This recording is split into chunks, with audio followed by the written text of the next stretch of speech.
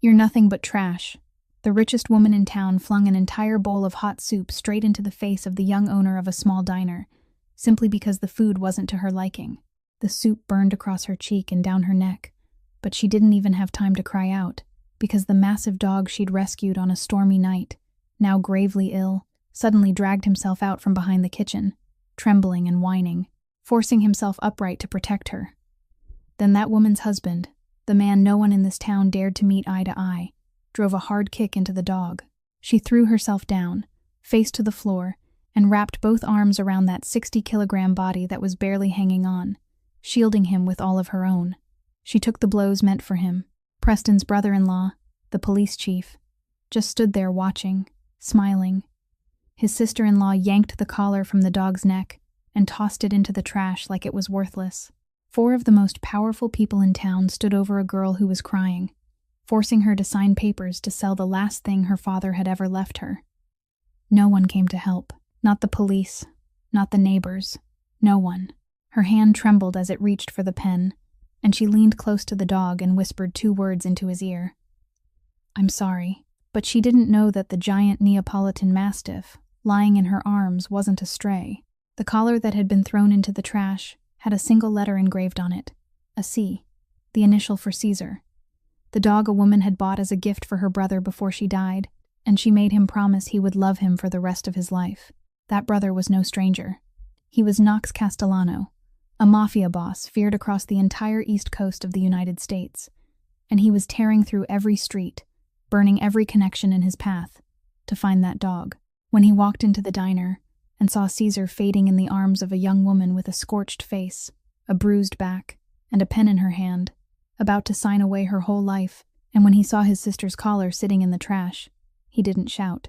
He didn't smash anything.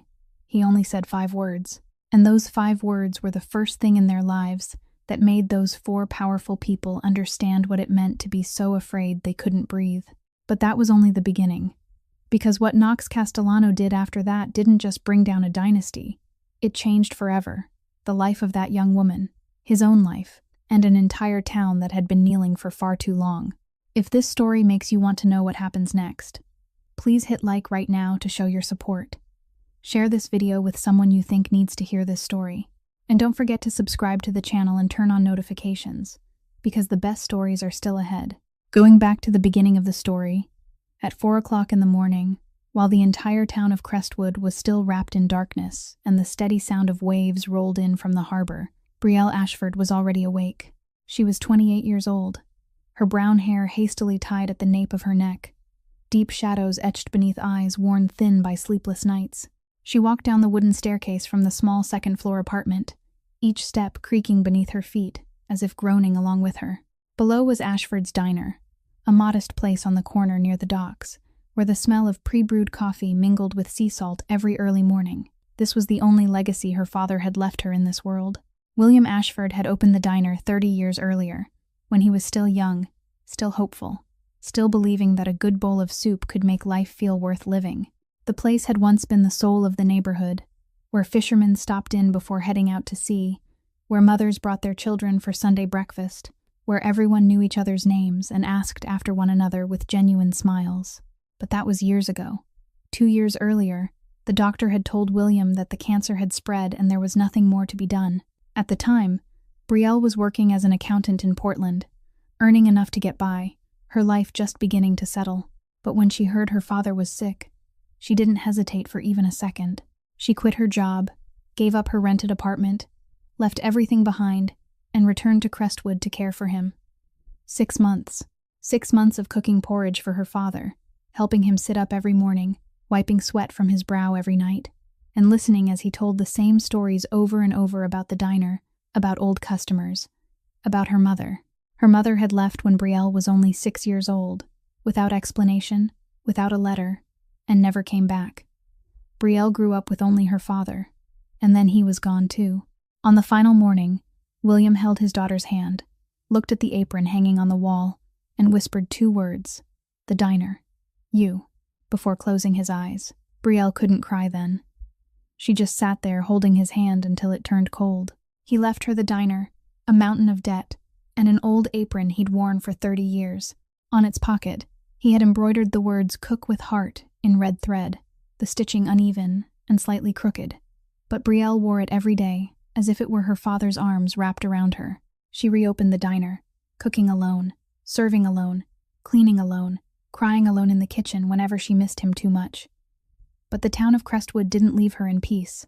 The Whitmore family, who owned nearly all the real estate in town, had set their sights on the land where Ashford stood. Its prime location by the harbor was perfect for the 5-star resort Veronica Whitmore had long envisioned. They sent an offer to buy. Brielle refused. They sent another. Brielle refused again. And so the unequal war began. Food suppliers gradually stopped delivering to the diner. No one dared say why, but everyone understood. Brock Harding, the town's police chief, and also Preston Whitmore's brother-in-law, began sending food safety inspectors to the diner every single week, issuing fines for violations that didn't exist, threatening closure in a condescending tone. Regular customers slowly disappeared, not because the food had changed, but because they were afraid. Afraid of being targeted by the Whitmores, afraid of Brock's harassment, afraid of the shadow of power that had pressed down on the town for over 20 years. Brielle was 3 months behind on rent. Utility bills piled up. The refrigerator grew emptier by the day. Some mornings she opened the diner and served exactly 2 people. One was old Ray, 72 years old, a war veteran, a bent-backed old man with sharp, clear eyes who'd sat in the same corner every morning for 20 years, ordering the same black coffee and the same plate of fried eggs. He didn't say much, but his presence each morning was his way of telling Brielle she wasn't alone. The other was Gina, 55 years old, the only remaining kitchen worker, a woman who'd worked at the diner since William was alive. Gina treated Brielle like a daughter, scolding her when she forgot to eat, holding her when she cried, and never once demanding her pay on time because she knew Brielle didn't have it. Aside from those 2, Brielle had no one. No family, no friends, no lover, only the diner, the apron, and memories of her father. Every night after closing, she sat at the counter, stared at the chair where her father used to sit, and wondered how much longer she could hold on. But Brielle didn't know that tonight, during the fiercest storm of the season, whatever knocked on the back door of her diner would change everything. That night, the storm slammed into Crestwood as if the heavens meant to wipe the whole town off the map. Wind shrieked through the window cracks. Rain hammered the diner's tin roof like war drums, and the sea beyond the harbor swelled and churned in the dark. Brielle was cleaning up alone. Gina had gone home in the afternoon because she needed to rush back and strap down her roof before the storm arrived. The diner was dead quiet. Not a single customer had come in for dinner. There was only the roar of rain and the clink of dishes as Brielle washed them with hands flushed red from the cold water. She was wiping down the bar when she heard it, a scratching sound, weak, slow, repeating at the back door. Brielle stopped, listening. Another scratch came, and this time it was followed by a faint groan, low and strained, like someone trying to breathe and failing. She walked toward the back door, gripping her cleaning rag as if it were the only thing that could protect her. She opened it. Wind and rain slapped her face, and for a moment she saw nothing but darkness and white sheets of water. Then she looked down, and she froze. Lying right at the threshold was a giant dog, not the kind of dog Brielle had ever seen around town. Not a Labrador, not a golden retriever, not anything familiar. This one was the size of a calf, huge and heavy with thick folds of skin draped over his body, a broad muzzle, ears drooping, short coat the color of lead gray, matted with mud and rain. He was soaked from head to toe. His ribs stood out beneath that wrinkled skin, and it was obvious he'd been wandering for days without food or water. His eyes were dull, barely able to lift toward her. But when Brielle opened the door, he forced his head up, looked at her through that cloudy exhaustion, and let out a small sound that felt like pleading. Then the massive head dropped at her feet, dead weight. Brielle didn't know what breed he was. She didn't know where he'd come from, or why he'd appeared at her back door in the middle of a storm. She only knew that if she closed the door, this dog would be dead by morning. And Brielle Ashford, the woman who didn't have enough money to pay this month's rent, the woman whose refrigerator was nearly empty, the woman the whole world seemed to be abandoning, knelt in the rain, slid both arms under a body that weighed more than 60 kilograms, and dragged him inside. She pulled him into the kitchen, the warmest place she had, and laid him on an old blanket she used when she napped on the floor. Her hands shook from cold and effort, but she dried each fold of his skin with a towel. Gentle, as if she were drying a child. The dog didn't move. He only lay there, breathing hard, his belly rising and falling wrong, heat burning through his damp coat. He had a high fever. Brielle placed her hand on his head and felt a frightening heat, the kind of heat she'd once felt on her father's forehead in the last days. She looked around the kitchen, saw a pot of bone broth left over from a lunch no one had eaten, and started warming it. She poured the broth into a bowl, let it cool just enough, then carried it back to him, sat down, lifted that heavy muzzle, and slowly spooned broth into his mouth. He swallowed weakly, eyes squeezed shut, but he swallowed, spoon by spoon, spoon by spoon. Brielle sat like that for nearly an hour, patient, unhurried, until the bowl was empty. But the fever didn't break. The dog's breathing grew heavier. Now and then he let out a low whine, his whole body shaking even after she'd dried him and tucked the blanket around him. Brielle looked into her wallet. $43. That was everything she had left until the end of the month. She closed her eyes and let out a breath. Then she pulled on a raincoat, ran back out into the storm, ran 4 blocks to the only late-night pharmacy in town, and bought fever medicine. Nearly all of those $43. She ran back, soaked through again, knelt beside the dog, crushed the tablets, mixed them with water, and tipped it into his mouth. Then she sat there and waited. While she waited for the medicine to take hold, Brielle studied him more closely for the first time. She noticed a collar around his neck, not a cheap plastic collar from a supermarket. This was thick black leather, high quality, the kind Brielle had never seen on any dog in Crestwood. She turned it, looking for a name tag, but there was none. No chip, no phone number, no address, only one thing. On the inside of the collar, where leather met the dog's neck, a single character had been carved deeply by hand, a stylized letter C, the engraving precise, clearly meaningful to someone. Brielle ran her finger over that C and wondered what it stood for. The dog's name, the owner's name, or a mark for something she didn't understand. She looked down at the dog's wrinkled, folded face and smiled for the first time all day. "You're so big and you're this weak," she whispered. "All right, I don't know who you are yet, but I'm going to call you Big Guy. Okay." The dog didn't answer, but as if he understood, he shifted that enormous head and let it rest on her lap, heavy, burning warm with fever. Brielle laid her hand on his head, felt each labored breath, and stayed like that through the night. Outside, the storm kept screaming. Inside, the diner sat in dim quiet under the yellow spill of the kitchen light. A 28-year-old woman with nothing left in the world holding a giant dog with no strength left on her lap, and both of them fighting their way through the night. She didn't know that the letter C was short for Caesar, and that his owner was burning everything in his path to find him. The next morning, when the first sunlight slipped through the kitchen window, Brielle opened her eyes and realized she'd passed out on the floor. Her back was propped against the kitchen cabinet, her neck stiff from sleeping in the wrong position all night, and on her lap the huge, wrinkled head of Big Guy still lay there, heavy and unmoving, but his breathing was steadier than it had been the night before. She placed her hand on his forehead. It was still hot, but no longer scorching the way it had at midnight. The fever medicine had taken hold. She let out a breath, and that single breath of relief was the rarest kind of lightness she'd felt in months. For the next 2 days, Brielle lived as if she wasn't responsible for one life anymore, but 2. Every morning she woke at 4 o'clock, but instead of opening the diner right away, the first thing she did was go down to the kitchen and check on Big Guy. She laid a hand on his belly to count his breaths, touched his forehead to gauge the heat, then warmed a pot of meat porridge she made just for him with chicken bones and softened rice. She didn't have money for dog food, but she had hands that knew how to cook, and she cooked for Big Guy with the same whole heart she'd once cooked with for her father in his last days. The dog ate slowly, weakly, but each day he managed a little more. Brielle discovered his front right leg was injured, a long scrape that had turned slightly infected, probably from tearing across barbed wire or catching on sharp rock during his wandering. She cleaned the wound with saline, tore clean cloth to bandage it, and every time she touched the sore spot, the dog only let out a soft whine, never once snapping or growling. He looked at her with large, cloudy eyes, as if he understood this woman was trying to save him. By the second day, Big Guy began to change. When Brielle washed dishes at the sink, he dragged his massive body from the corner of the kitchen to her feet and dropped down right beside her, his head resting against her shoe.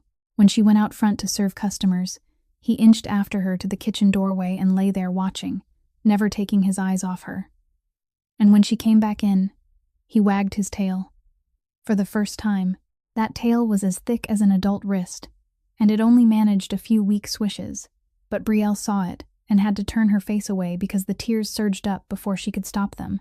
Then one afternoon, when she sat down and set the bowl of porridge in front of him, Big Guy didn't eat right away. He lifted his head, looked at her, and then slowly licked her hand. His tongue was warm, wet, rough, and the touch was so gentle that Brielle felt as if someone had taken her hand after a long time without anyone touching her at all. That evening, after the diner had closed and the town fell into silence, Brielle lay on the kitchen floor beside Big Guy. She didn't go upstairs to sleep anymore because she was afraid his fever would spike again in the night and no one would know. She lay on her side, her hand on his belly, feeling each steady breath, and the darkness around her suddenly felt too large. Everything she'd forced herself to hold back for months, the loneliness, the fear of losing the diner, the ache of missing her father, the wound of being abandoned by her mother, all of it cracked open at once. She cried, not loud sobs, but the kind of crying that steals your breath, tears soaking her face, her shoulders shaking in waves. She held Big Guy tight, pressed her face into his neck, and whispered between broken breaths, "I'm like you too. Nobody wants me. Nobody's looking." The dog lay still, letting her hold him, letting her cry. Then he turned his head, and very slowly, very gently, he licked the tears from her cheek, drop by drop, as if he were telling her he was here, and he wasn't going anywhere. The next morning, Gina came in to open up the kitchen and saw that scene. Brielle curled beside the giant dog on the floor, both of them asleep, her hand still resting on his head. Gina didn't say a word. She simply set a plastic bag on the kitchen table and started the stove. When Brielle woke, she opened the bag and found nearly 2 kilograms of ground beef inside, the kind of meat the diner hadn't been able to afford for weeks. She looked at Gina, and Gina only turned her face away and muttered, "Meat left over at my place. Nobody's eating it. It'd be a waste." But Brielle knew. Gina didn't have leftover meat. Gina had used her own money she'd saved coin by coin, to buy meat to feed a dog she didn't even know the name of. Brielle didn't say thank you. She just stood there biting her lip, trying not to cry again in front of her. Old Ray came in that morning as usual, took his familiar corner, ordered his black coffee. When Brielle brought it over, he saw Big Guy curled up behind the counter, that enormous body taking up nearly the whole walkway. He narrowed his eyes, set his cup down, stood, and walked closer, staring at the dog for a long moment. He studied the short lead gray coat, the heavy folds of skin stacked over each other, the head as big as a pillow, and he recognized him. "Neapolitan Mastiff," he said, his voice low. "An Italian breed. A guard dog for aristocrats and powerful families. One like this costs tens of thousands of dollars, kid." He turned to Brielle, his expression tightening. "His owner isn't ordinary. Be careful." Brielle shrugged and set a bowl of porridge in front of Big Guy. "His owner left him on the road to die. I don't need to be careful around anybody, Ray." Old Ray didn't add anything, but he looked at the dog one more time, worry flickering in his eyes, then returned to his corner and drank his coffee in silence. At the same time, hundreds of miles south of Crestwood, in a penthouse atop the tallest building in Portland, Maine, a 36-year-old man stood before a wall of glass, looking down at the city in darkness. Knox Castellano, the third generation of the Castellano Mafia family, a man whose name alone was enough to make even the most hardened figures in the underworld rethink their choices. In his hand wasn't a drink. It wasn't a gun. It was a thick black leather collar, identical to the one around Big Guy's neck, except this one was new, still carrying the clean scent of tanned leather. The spare collar Gianna, his younger sister, had ordered as a pair, one for Caesar to wear, one kept in a box. Gianna had died a year earlier from illness, and before she closed her eyes, she'd held her brother's hand, her voice so weak it was barely there, but her eyes still pleading. "Promise me. Promise you'll take care of Caesar. He's your family now." Knox had promised, and Caesar had become the only living thing in the world that Knox Castellano allowed himself to love. But 5 days ago, Caesar had gone missing, and for 5 days, Knox had unleashed his entire network to search across Maine. Tonight, Declan, Knox's right-hand man, called with urgency in his voice. Security camera footage from a gas station outside the city caught him. The trail leads to a coastal town called Crestwood. Knox didn't say another word. He grabbed his keys, stepped into the elevator, and drove his black Maybach out of Portland into the night. Two roads were moving toward each other. A young woman with nothing left in the world, and a kingpin who was losing the only thing he still loved. By noon that day, Brielle was standing behind the counter wiping down the bar when the doorbell chimed, and she looked up and felt her stomach knot instantly. 4 people walked into the diner. Not customers, not folks here to eat, but the 4 figures everyone in Crestwood knew, feared, and lowered their eyes for. In front was Preston Whitmore III, 37 years old, tall and lean, wearing a perfectly tailored gray suit even in a coastal town where fishermen wore rubber jackets and boots. Preston never smiled, and if he did, the smile was colder than his face when he didn't. He stepped into Ashford's like he was entering a room he already owned, his gaze sweeping over the old tables, the peeling paint, and Brielle behind the counter, with the look of a man pricing something cheap. Right behind him was Veronica Whitmore, his wife, 34. So beautiful people looked twice, but those blue eyes were as cold as glass, and her smile always carried a calculation beneath it. Veronica was the real brain of the Whitmore family, the one who'd drawn every plan and every move, from cutting off the diner's food suppliers to having Brock send inspectors every week. She hated Brielle, not only for the land, but because Brielle, even poor, even cornered, still wouldn't bow, still looked her straight in the eye every time she refused. That defiance drove Veronica crazier than any open rebellion ever could. Beside Veronica walked Brock Harding, 35, Crestwood's police chief, husband to Tiffany, Veronica's younger sister. Brock stood close to 1.9 meters, broad-shouldered, muscle-packed beneath a uniform always pressed sharp, square jaw, heavy chin, and the eyes of a man used to solving problems with force. The badge on his chest wasn't a symbol of justice. It was a pass that let him do whatever the Whitmores wanted. And last came Tiffany Harding, 31, Veronica's sister and Brock's wife. Tiffany had a face like her sister's, but without the same controlled edge, replaced instead by a strained cruelty, like a younger sibling constantly trying to prove she deserved a seat at the table. She smiled when Veronica smiled, went cold when Veronica went cold, and she'd do anything for the nod of approval. The 4 of them sat at the table in the center of the diner. No one ordered. Old Ray sat in his usual corner, his hand clamped around the handle of his coffee cup, eyes on the 4 of them, not saying a word. In the kitchen, Gina watched through the service window, her hand tightening around a ladle. Brielle walked to the table with the calmest voice she could find. "What can I get you?" Veronica didn't look at her. She opened her leather bag, took out a printed document, set it on the table, and slid it toward Brielle with one finger tipped in flawless red polish.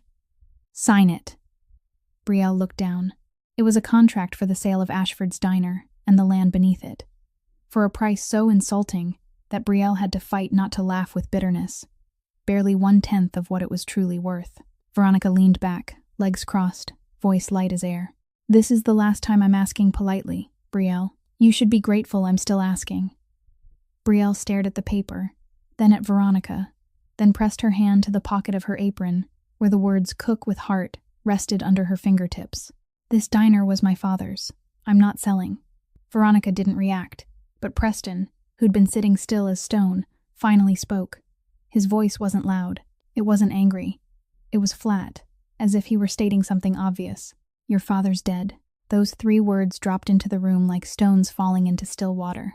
Brielle stood there, fists tightening around her apron, lips pressed hard, her eyes red, but she didn't cry, because she wouldn't give them that. Right then, Brock stood up, without being told, without being prompted, and walked straight into the kitchen like it was his right. Gina stepped aside, not daring to block him. Brock scanned the room, then his eyes stopped at the far corner where Big Guy was curled on the blanket, head raised, watching the stranger with wary eyes even though he was still weak. "What's this?" Brock turned back toward Brielle, his voice rising. "You're keeping a dog in a restaurant? A dog the size of a calf lying in the kitchen where you cook for customers?" Brielle rushed in and planted herself between Brock and Big Guy. "He's sick. I'm only keeping him temporarily until I can find his owner, or until he's stronger. He won't hurt anyone." Brock gave a short, contemptuous laugh and turned away, and Brielle thought that might be the end of it. But Tiffany saw an opening. She stood, her eyes bright, pulled out her phone, and dialed right in front of Brielle, speaking loud and clear on purpose so everyone in the diner could hear. "Hello, I'd like to report a dangerous dog. No papers, no vaccinations, being kept illegally in a food service establishment. Ashford's Diner on Harbor Road in Crestwood. The dog is huge. It could bite someone at any moment." Brielle felt blood surge into her face. "No, he's not dangerous. He's sick. He can't even stand."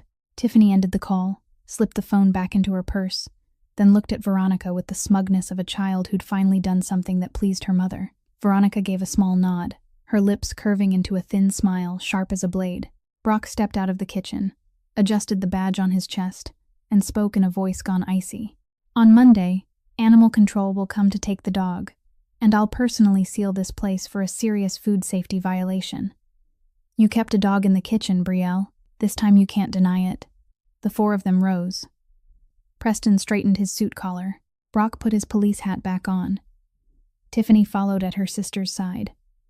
Veronica was the last to leave the table. She paused at the door, turned back, looked at Brielle standing there shaking in the middle of her own diner, and said in a tone so gentle it turned cruel, 3 days, Brielle. After that, you'll have nothing left." The bell over the door jingled as they walked out. The diner fell silent. Old Ray stayed in his corner, his hand still locked around the coffee cup handle, but his knuckles had gone white from gripping too hard. Gina stood framed in the kitchen doorway, tears sliding quietly down her wrinkled cheeks, and Brielle stood in the center of the room, staring at the contract still on the table, staring at the kitchen doorway where Big Guy lay, and realizing she had exactly 3 days. 3 days to save the dog. 3 days to save the diner. 3 days to save everything she had left in this world. 72 hours. And a black Maybach was tearing down the Maine coastline, less than 2 hours of driving from her town. The moment the four of them left the diner, Brielle rushed into the kitchen and dropped to her knees beside Big Guy, both hands wrapping around his large, heavy, wrinkled head as if she was afraid someone would burst in and rip him away at any second.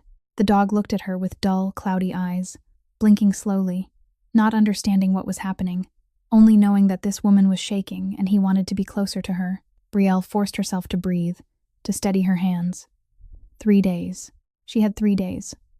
The first thing she did was grab her phone and start calling. She called the county animal shelter. They asked the breed, and when she said Neapolitan Mastiff, there was a pause on the other end. Then they told her they didn't have the facilities to take in a giant breed, especially one that was sick, and they advised her to contact private rescues. She called 3 private organizations. The first said their waiting list had been full for 2 months. The second wouldn't take a dog without vaccination paperwork. The third heard Big Guy's weight and condition, and flat out refused because they didn't have an on-call veterinarian. She called the only veterinary clinic in town, Dr. Patterson, the same vet who'd treated the neighbors' cats and fishermen's dogs for 20 years. Dr. Patterson listened as Brielle described the symptoms, fell quiet, then said that with a serious infection, a persistent fever, and that kind of leg wound, the dog would need blood work, intravenous antibiotics, possibly fluids, with a total estimated cost of around $2,800, and the clinic would need at least half up front, $2,800. Brielle set the phone down and stared at her wallet. She counted again, even though she already knew, even though she'd counted 100 times. Less than $200. That was everything she had in the world, and even that was only left because she'd skipped dinner every night this past week, just to save enough to buy medicine for Big Guy. She closed her eyes, leaned the back of her head against the kitchen wall, and felt the cold of peeling paint against her skin. She was used to not having enough money, used to counting every dollar, used to looking at stacked bills and knowing she couldn't pay. But this time was different.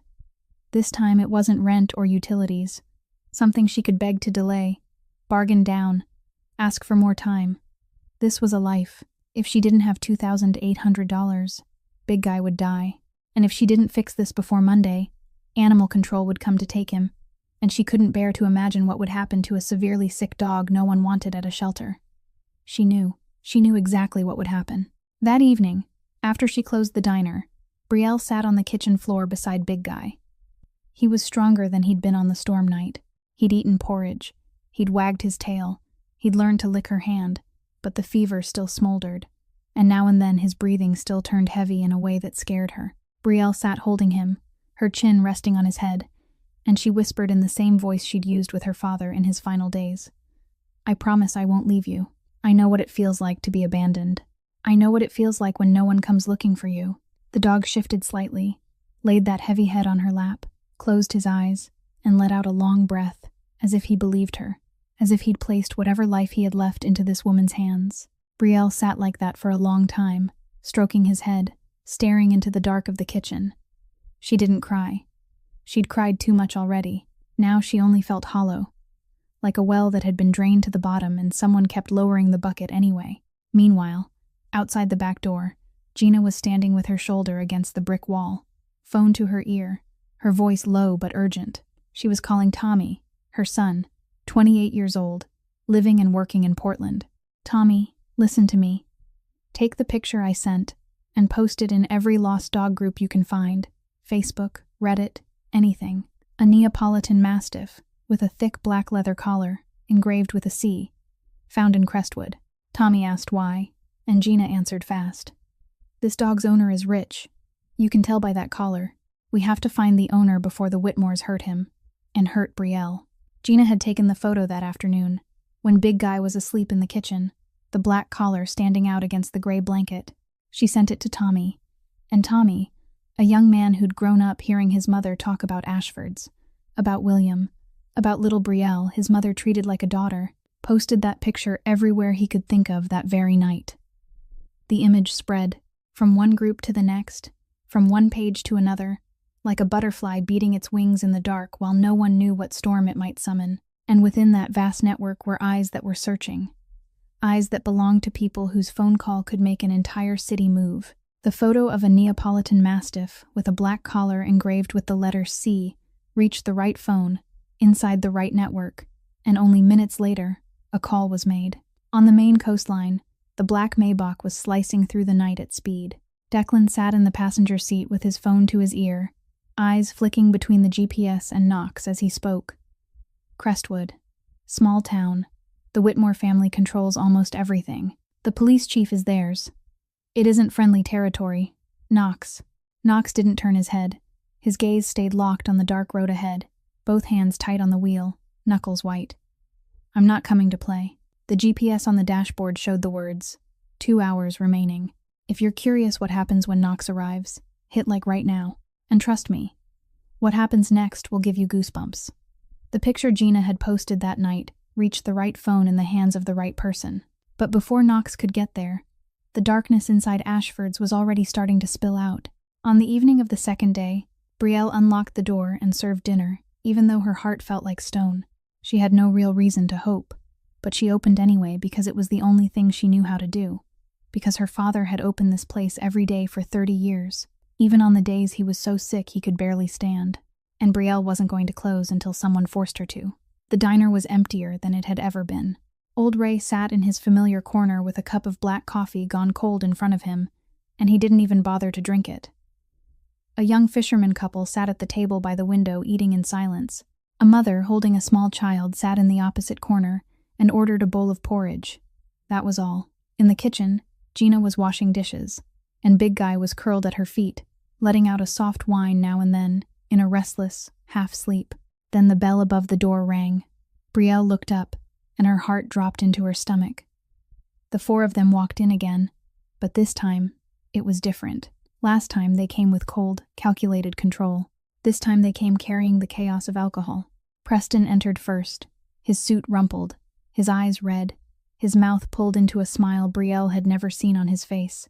The kind of smile from someone who'd dropped the mask of civilization and couldn't be bothered to pick it back up. Veronica followed, her cheeks flushed with drink but her eyes still sharp, her step still steady, and that proud posture only became more dangerous with liquor in her blood. Brock came in next, so large he nearly filled the doorway, his police chief badge tilted to one side, his breath thick with whiskey. And Tiffany, glued to her sister, eyes shining with the kind of excitement that only shows up in people who know something is going to happen tonight and are eager to watch it.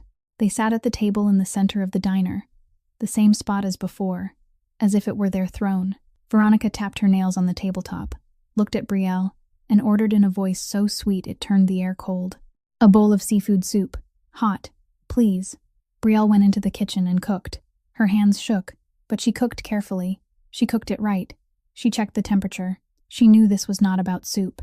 She knew it was a trap, but she had no choice except to carry the bowl out and pray. She set the soup in front of Veronica. Steam rose in thick curls, the surface still bubbling. Veronica picked up the spoon, scooped one spoonful, lifted it to her mouth, and sipped slowly. Then she spat it out. Spat it onto the table, in front of Brielle, in front of the whole diner. Ice cold. Veronica looked up, eyes locked on Brielle, and the smile on her lips was the smile of someone enjoying this moment more than any soup. You call this food. Trash. Brielle opened her mouth to say the soup was hot. Anyone could see the steam. But she didn't even get the sentence out before Veronica lifted the bowl and flung it straight into her face. Hot soup exploded over her, striking her right cheek, her neck, her shirt. Brielle screamed, hands flying to her face, her skin burning as if fire had licked it. Soup soaking her apron, soaking even her father's words, "Cook with heart." She stumbled back into the counter, eyes squeezed shut from the pain. Preston sat there laughing, not loud, just a small, satisfied laugh, like a man watching a play unfold exactly the way he'd written it. The young fisherman couple jumped up, looked at each other, then quietly left money on the table and walked out without daring to look back. But there was one living creature in that diner who heard Brielle's scream. From the kitchen, Big Guy suddenly appeared in the doorway. The giant dog was sick, feverish, weak enough that he couldn't walk steadily. But he'd heard the pain in the voice of the only person in this world who was taking care of him, and with every bit of strength he had left, he dragged himself out of the kitchen, his legs shaking, his mouth parting, and he barked.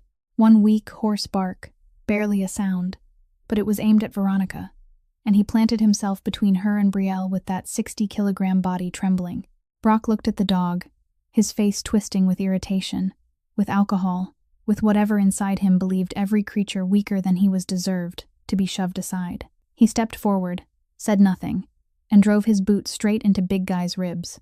60 kilograms of bone and flesh slammed onto the floor. The dog let out one short, tight cry of pain, then collapsed on his side, legs jerking, eyes squeezed shut. The diner went silent, silent enough to hear a coffee cup set down on its saucer. Old Ray had stood up, 72 years old, hands trembling with age, back slightly bent by time. But he stood straight, straighter than anyone in that room. He walked over, stopped in front of Brock, between him and the dog whimpering on the floor, and looked the police chief in the eye, a man nearly 40 years younger than him. "You kicked a sick dog." His voice wasn't loud, but every word landed like a hammer. "Are you even human?" Brock stared at him, his eyes narrowing. Old Ray didn't back up. He took one more step, blocking Brock completely from Big Guy. "If you want to kick again, you kick through me." For a moment, just a moment, Brielle thought Brock might stop, but he didn't. He shoved the 72-year-old man with both hands, pouring the full strength of a muscular 35-year-old into it. Old Ray fell backward, face down, his head striking the leg of the wooden table, his glasses flying off, and blood seeped from his forehead, running in a thin line down his wrinkled cheek. He lay there dazed, vision blurred, hands searching for his glasses. The young mother screamed, clutched her baby tight, and ran for the door. Now the diner held only 6 people, 4 standing and 2 on the floor, an old man bleeding from the forehead and a dog whimpering. Brielle lunged toward Old Ray, but Preston was faster. He grabbed her by the hair and yanked her back, hard enough that she heard the sound of hair tearing free from her scalp. She cried out, hands clawing at his wrist, trying to pry him off, but he didn't let go. At the same time, Tiffany moved. Her gaze locked on Big Guy lying on the floor, and she spotted the thick black collar around his neck, the expensive collar Old Ray had recognized, the collar engraved with a C that Brielle still didn't understand. Tiffany bent down, ripped the collar off the dog, straightened, looked at him with disgust, then threw it into the trash can in the corner of the diner. A stray dog doesn't need fancy things. She turned to Veronica, eyes bright, waiting for praise. Veronica gave a small nod, and Tiffany smiled, satisfied. Gina stood in the kitchen doorway shaking, tears streaming. Preston looked at her. "Say one more word and you're fired, and you'll never find work in this town again." Gina retreated into the kitchen, into the shadows, but her hand had slipped into the pocket of her apron where her old phone lay. She dialed 911, and when the operator answered, she didn't speak. She simply left the line open, shoved the phone deeper into her pocket, and let it record everything. Every voice, every cry, every whine of the dog and the breath of the old man bleeding on the floor. Outside, there were no police sirens. No one came. The police chief of this town was standing right there in the diner, hands that had just shoved a 72-year-old man until his head cracked against a table. No one came to save them. Not the police. Not the neighbors. No one. Brielle lay on the floor holding the giant dog who was whimpering, her face burning from soup, her hair a wreck from being yanked, and for the first time in her life, for the first time after everything she'd endured, Brielle Ashford wanted to give up. Brielle lunged for Big Guy. She didn't think. She didn't calculate. Her body moved ahead of her mind, like a mother's instinct running into fire to save her child. She dropped to her knees, sliding across the cold tile, and wrapped her entire body around the massive form lying there whimpering. She sprawled over him, using her back, her shoulders, her arms to shield him from another kick. The dog weighed twice as much as she did, but right now he was weaker than she was, and Brielle held him like the last thing in the world that still mattered. "Don't touch him again," she said, not yelling, not screaming, but trembling, cracked apart, the voice of someone who'd endured too much and was trying to speak with whatever was left. "Hit me. Do whatever you want to me, but don't touch him." Preston looked down at her on the floor, clutching the dog, and he didn't see a brave woman. He saw a problem that needed solving, a name on a contract that needed signing, and everything else was just an obstacle to be cleared away. He stepped closer and set his foot on Brielle's back. Not a stomp, just a placement, pressing down with his body weight, slow and deliberate, the way someone pins something to the ground to keep it still. Brielle let out a groan, her spine bowing under the pressure, but she didn't let go of Big Guy. She held tighter, burying her face in his neck, feeling each labored breath trembling through his body and her arms. Veronica stood beside them, looked down, then opened her handbag and pulled out the purchase agreement Brielle had refused to sign the day before at noon. She placed it on the floor, right in front of Brielle's face, and set a pen beside it. Preston pressed his foot down a little more and spoke in a low, slow voice, each word dropping like a nail being hammered in. "Last chance." Brielle lay there with her right cheek against the cold tile, eyes fixed on the paper. A clean white sheet with black printed lines, neat, professional, merciless. A sheet that, if she signed, would mean Ashford's was no longer hers. Her father's land would belong to the Whitmores, and 30 years of her father's sweat would become the foundation of a resort no one in this town could ever afford to step into. She looked at the pen beside the contract. Then she looked right, toward Big Guy. He lay in her arms, eyes dull, breathing heavy, letting out small whimpers, his whole body shaking, sick, hurting, and he'd just been kicked in the ribs by a man who weighed close to 100 kilograms. She looked left, toward Old Ray. The 72-year-old man was still on the floor, a few steps away, blood running from the cut on his forehead down his cheek, trying to push himself up, hands fumbling, eyes blurred without his glasses. She looked toward the kitchen, toward Gina framed in the doorway. Gina's face twisted as she fought not to sob, tears spilling, but she didn't dare make a sound after Preston's threat. Brielle looked at all of it, and for the first time in her life, the thought of giving up truly took shape in her mind. Not the kind of giving up people say to ease the pain and then rise to fight again, but real surrender, the kind she could feel in every cell, that she was finished, out of strength, out of money, out of hope, out of everything she'd ever used to stand against 4 people towering over her. She remembered her father. He'd been pressed down his whole life too. He'd been harassed by the Whitmores. He'd had nights sitting alone in this diner staring at bills, not knowing where the money would come from, but he never quit. He opened every morning, cooked every bowl of soup with his whole heart, and told Brielle that if you lived right, no one could truly take what mattered from you. But her father was gone. He wasn't here, and Brielle lay on the floor of her father's diner with a man's foot on her back, her face burning from soup, holding a sick dog close to death, watching the only old man who still tried to protect her lying bleeding on the tile. She was done. Brielle's hand trembled as it reached for the pen. Her fingers were icy, her joints stiff, but she closed her grip around it, held tight, felt the pen's light weight, that tiny thing that, if she pressed it down and signed a name, would make it all end. No more fines, no more threats, no more beatings, no more waking at 4 o'clock in the morning for a diner with no customers. It would end. She brought the pen closer to the paper. The The tip touched the page, shaking, leaving a small dot of ink. Then she lowered her head, pressed her lips close to Big Guy's ear, the dog in her arms with eyes closed and breath thin, and she whispered, "I'm sorry, Big Guy. I'm sorry. I couldn't save you." Her tears fell onto his head, onto the wrinkled folds of skin, slipping into the creases, and Big Guy, that giant dog so sick, so exhausted, so hurt, with an effort no one could explain, turned his head and licked the tears from her cheek. Slowly, gently, drop by drop. Exactly. So exactly like the way her father used to wipe her tears when she was little, when her mother had just left, when 6-year-old Brielle sat crying on the stair and her father sat beside her, wiped her cheek with a rough finger, and told her he would always be here. Brielle closed her eyes. The tears kept coming and she didn't wipe them away. She tightened her hold on the pen, moved it toward the signature line, the tip touching down, ink beginning to mark the white paper. Preston pressed his foot a little harder. Veronica watched with cold eyes. Brock folded his arms. Tiffany smiled. And at that exact moment, right as the pen began to draw the first stroke of a B on the page, right as Brielle Ashford was about to sign away everything she had left in the world, the diner door opened. The diner door opened, so softly that no one heard it. There was no jingle of the bell, because the man who entered didn't push the door. He simply turned the knob and opened it, slow and precise, the way someone used to controlling everything, from a door to the fate of other people. Preston didn't hear. Veronica didn't hear. Brock was staring at Brielle on the floor.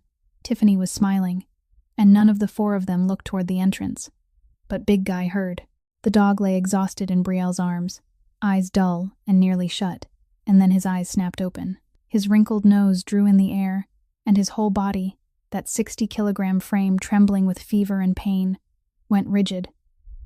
Then he lifted his head, slow and difficult, but he lifted it out of Brielle's hold and stared toward the door. His tail wagged, weakly, only a few slow beats, but it wagged, and he whined. Not the pained whimper Brielle had heard for days, but something else, a low, shaking sound filled with longing, the sound of a living thing calling for someone it had waited a long time to find. Brielle felt the change in him. She opened her eyes, followed his gaze, and saw a man standing in the doorway. He was tall, broad-shouldered, wearing a long black coat, black hair slicked back, and eyes the color of steel gray. Those eyes didn't look at Brielle first. They didn't look at Preston or Veronica or Brock.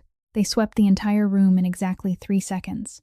And in those 3 seconds, Knox Castellano saw everything. He saw an old man on the floor, blood seeping from his forehead, hands fumbling for glasses that had been knocked away. He saw a woman lying face down, skin flushed raw from hot soup, a pen clenched in her hand, holding a Neapolitan Mastiff tight.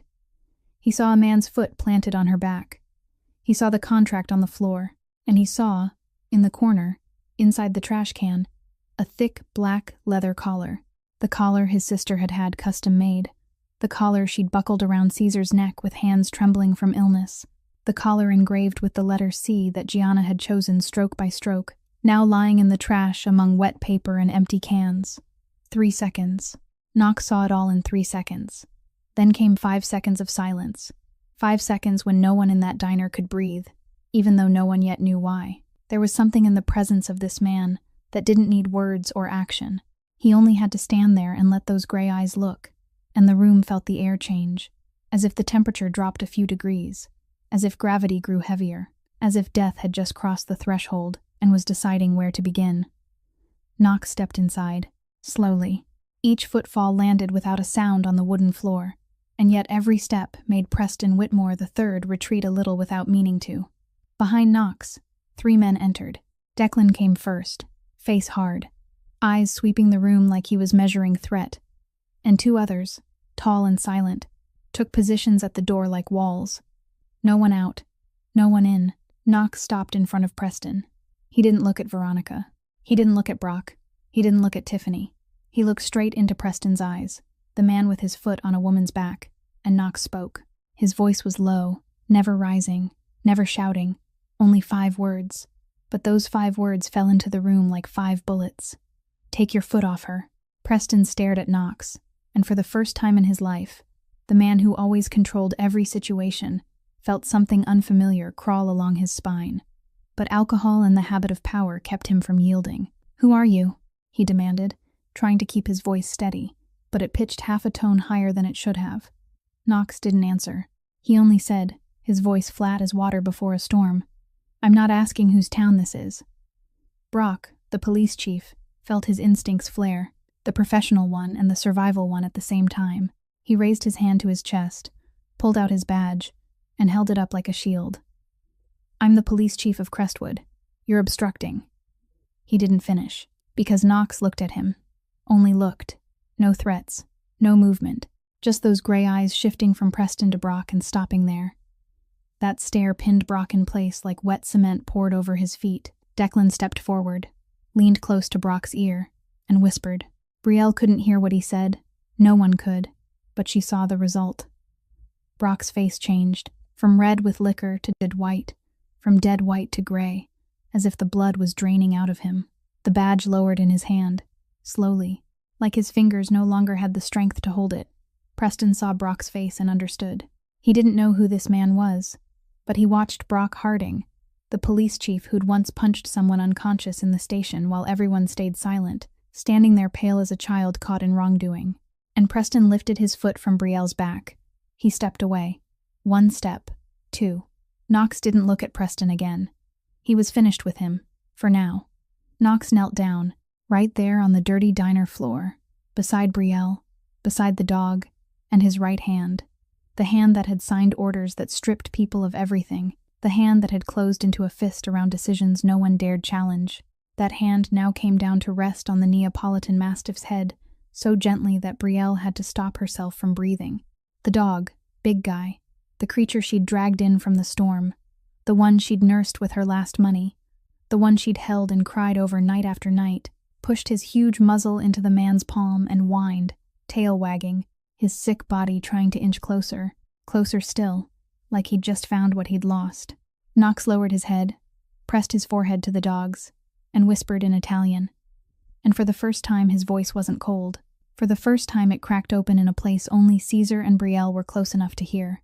"Sono qui, Caesar. Sono qui. He's here. He's here." Then Knox turned to Brielle.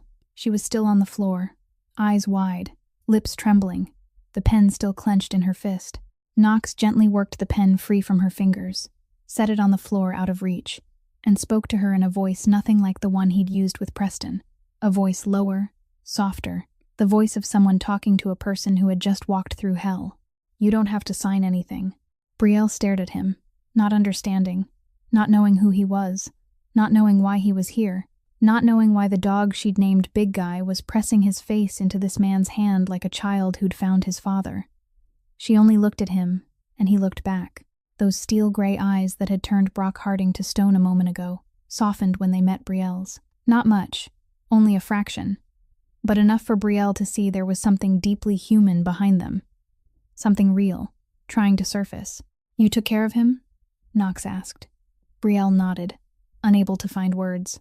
Knox looked at the dog in her arms, at the bowl of porridge gone cold in the corner of the kitchen, at the cloth bandage wrapped around Caesar's leg, at the old blanket she'd laid out for him, and he understood. He understood that the woman lying there with a burned face, a bruised back, and a life about to be signed away had spent her last dollars on medicine for his dog, had stayed awake at night to care for him, had taken blows meant for him. "Thank you." 2 words, but the way Knox said them, slow and heavy, as if each word carried the weight of everything he didn't know how to say, made Brielle feel, for the first time that night, that she wasn't alone anymore. But Knox wasn't finished. He was only getting started. Knox rose from the floor, slowly, and walked toward the trash can in the corner of the diner. No one spoke. No one dared. The 4 most powerful people in Crestwood stood still like 4 statues, watching the man in the black coat take those quiet steps, each one making the air inside the room feel a little thicker. Knox stopped in front of the trash can and looked down. The black leather collar was there, lying among empty soda cans, wet napkins, and a squeezed lemon rind. The collar his sister had commissioned from a leather workshop in Florence, Italy. The collar Gianna had chosen by hand. The leather, the engraving style, the collar she had buckled around Caesar's neck on his birthday, back when she still had the strength to stand. The strength to smile, the strength to wrap her arms around a dog nearly as big as she was, and say he was the child she would never have. That collar was sitting in the trash. Knox bent down and picked it up. He didn't snatch it. He didn't hurry.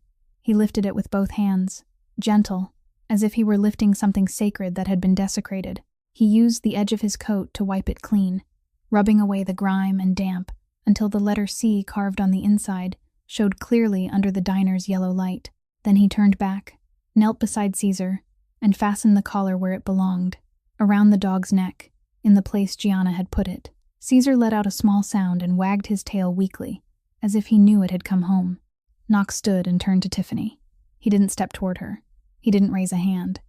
He didn't threaten her with any gesture at all. He only looked at her and asked, his voice flat as water, "You threw this away." Tiffany opened her mouth, but no sound came.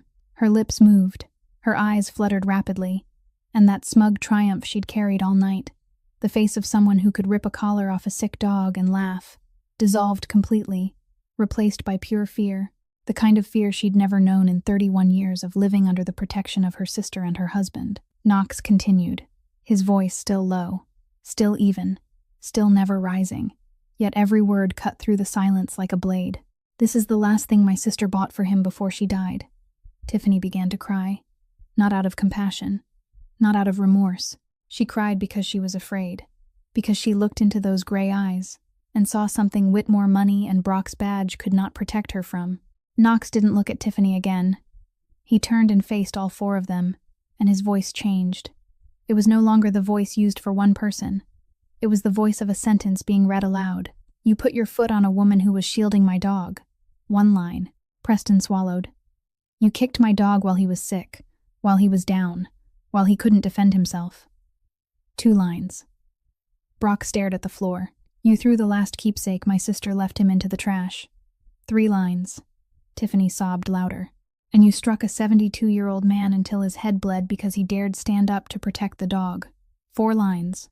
Old Ray was still on the tile, but he'd managed to prop himself half upright against a table leg, one hand pressing a wad of paper towel Gina had just given him to his forehead to stop the bleeding, and his eyes, even without his glasses, watched Knox Castellano with the look of a veteran recognizing his own kind. Knox fell silent after those 4 lines, letting the silence sink in, letting it press down on the 4 faces in front of him, forcing them to stand inside that silence and feel the full weight of it.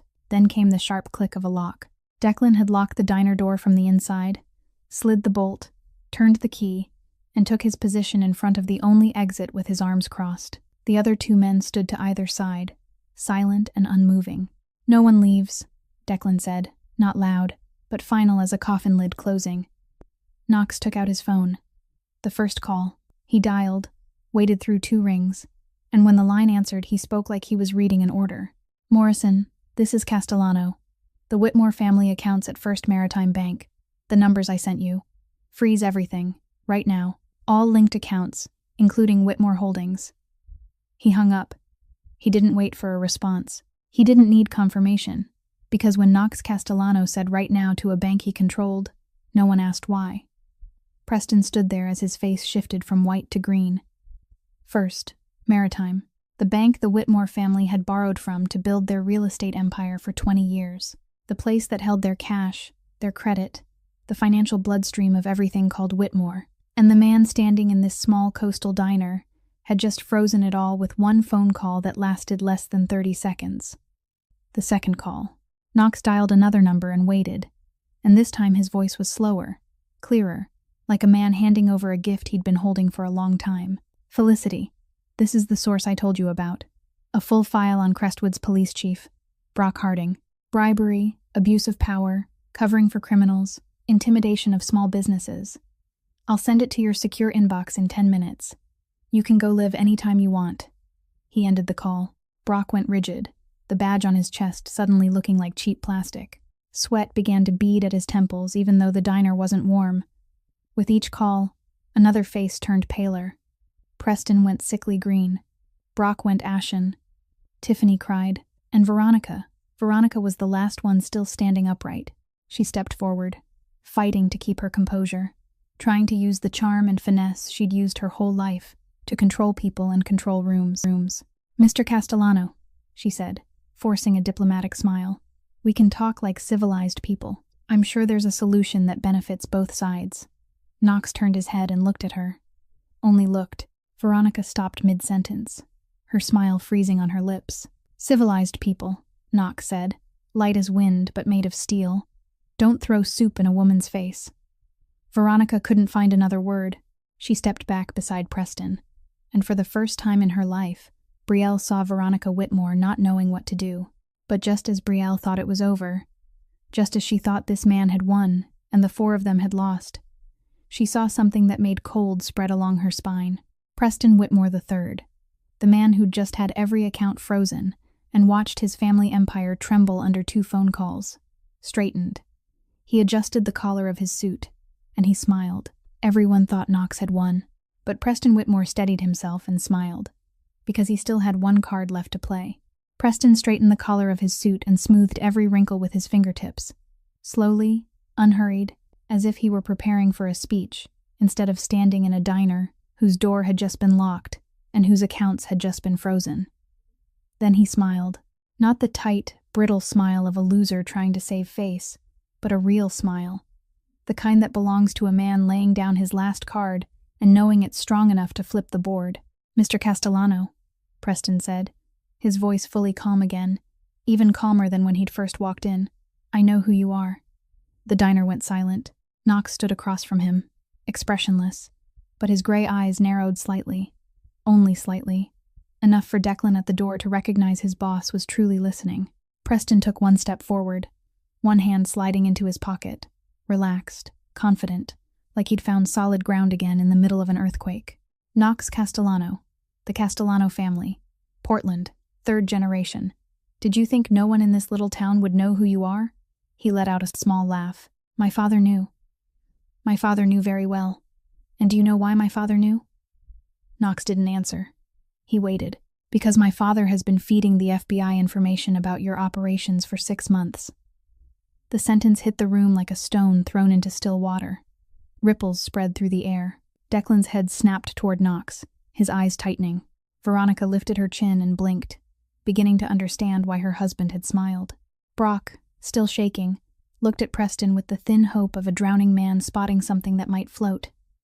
Preston continued, measuring every word. "Whitmore Sr., my father, handed the FBI full files on Castellano shipments, illegal transactions, your shadow business relationships in Portland. 6 months, Mr. Castellano, 1 packet every month. You call it insurance. I call it wisdom." He tilted his head, watching Knox the way a man enjoys a moment he's waited for. "You freeze my accounts. Fine. But all my father needs is 1 call, just 1, and the FBI will be in Portland before dawn. Who do you think loses more, Mr. Castellano?" And then, for the first time since Knox Castellano had entered Ashford's, he was silent. Not the silence of a man searching for an answer, but a silence that was thick and heavy. The silence of a man who'd just heard something he knew was real. Knox knew Preston wasn't bluffing. He knew because in the world he lived in, information was a weapon, and smaller families like the Whitmores survived by selling it to larger predators. He knew because he'd done the same thing himself. Declan moved closer to Knox, angled his head, and whispered so only the 2 of them could hear. "Knox, if Whitmore Sr. really has files on us at the FBI..." Knox raised a hand, and Declan stopped. The diner stayed silent, and inside that silence, Knox did something no one in the room expected. He didn't look at Preston. He looked at Brielle. She was still on the floor holding Caesar, her face raw and red from soup, hair tangled, eyes swollen from crying, back aching from the pressure of a boot. She looked at Knox, and there was no begging in her gaze, no pleading, no look of someone who wanted saving at any cost. Her eyes said something else entirely, something Knox read as clearly as printed words. "Don't destroy yourself for me." Knox held her gaze for 1 more second. Then he looked at old Ray. The 72-year-old man had managed to sit up, leaning against a table leg, the paper towel pressed to his forehead soaked red, but he sat straight, spine straight, head up, in the posture of a veteran who'd faced far worse than a split forehead. He looked at Knox, and in those older eyes without glasses, Knox saw something he hadn't seen in a long time. Trust. Not trust born of fear, not trust born of need, The kind of trust that comes from one person looking at another and believing he will do what's right. Knox turned back to Preston, and he made his decision. He took out his phone, a third call Declan never expected, a call to a number even Knox's most loyal right hand didn't know existed. Knox dialed a long sequence, waited through 3 rings, and when the line answered, he spoke in a low, clear voice without hesitation. "This is Castellano, verification code 773. I have files to deliver. Whitmore Sr., Crestwood, Maine. Money laundering through real estate, bribing local officials, supplying false information to the Bureau for 6 months. And one more. The Crestwood police chief, Brock Harding. Corruption, abuse of power, assaulting civilians." He ended the call. The diner went dead silent. Declan stood at the door with his eyes wide, and for the first time in years serving Knox Castellano, he looked at his boss like a man who just discovered a secret he never imagined. Knox had been cooperating with the FBI, not for 6 months, but for 2 years. For 2 years, Knox Castellano, a third-generation Mafia boss, had secretly fed the FBI information on drug and weapons networks far larger than the Castellano family, in exchange for immunity for himself and a path to slowly legalize the family empire. It was a secret Knox had never revealed to anyone, not even Declan, until tonight. Knox turned to Preston. The smile on Preston's face was gone, though he tried to hold it there, tried to believe his father's card was still strong enough. Knox stepped closer, stopping 1 pace away, and spoke lightly, like he was sharing a small secret between friends. "Your father's giving the FBI information. Good, because I'm giving the FBI information too." Knox tilted his head, looking at Preston with gray eyes that now carried something close to pity. "But my file is a lot thicker, and I've been working with them a lot longer. Your father is a small fish, Mr. Whitmore. I'm the one holding the rod." Preston's face collapsed. Not slowly, not gradually, but all at once, like a building whose foundation has been pulled out. The smile vanished, the confidence vanished, the color drained away. Everything fell apart in a single moment, and the man standing in front of Knox was no longer Preston Whitmore III, heir to an empire, the one who ruled the town, but simply a 37-year-old who had just realized his father couldn't save him. Money couldn't save him. No one could save him. Knox stepped back, swept his gaze over all 4 of them, and delivered his final words in the tone of a sentence with no appeal. 12 hours. Brock resigns as police chief. Preston signs back every property taken illegally in Crestwood. Veronica and Tiffany issue a public apology to Miss Ashford. He paused, letting 4 pairs of eyes stare at him, letting the silence say the rest. "If you don't, I won't be making calls anymore. Next time I'll come in person." Knox gave Declan a small nod. Declan unlocked the door, pulled it open, and streetlight spilled into the diner like the outside world belonged to another universe. The 4 of them walked out. Preston first, his steps no longer steady, his shoulders sagging. Veronica clung to his arm, her perfect face now white as the paper she'd placed in front of Brielle. Brock walked out without looking at anyone, the badge on his chest now seeming more like a joke than a symbol. And Tiffany, tears still falling, went last. The first time in her life she followed behind everyone, while no one even turned back to wait. Declan followed them outside to escort them to their car, to make sure they left town in the right direction. The other 2 men stayed at the door. Ashford's fell quiet again, but it was a different kind of quiet. Not the quiet of fear, but the quiet after a storm has passed. That night, the Whitmore family's 20-year empire began to crumble, and every one of the 4 of them would receive the ending they had earned. In the weeks after that night, everything the Whitmore family had built over 20 years collapsed like a sandcastle swallowed by the tide. The first to fall was Brock Harding.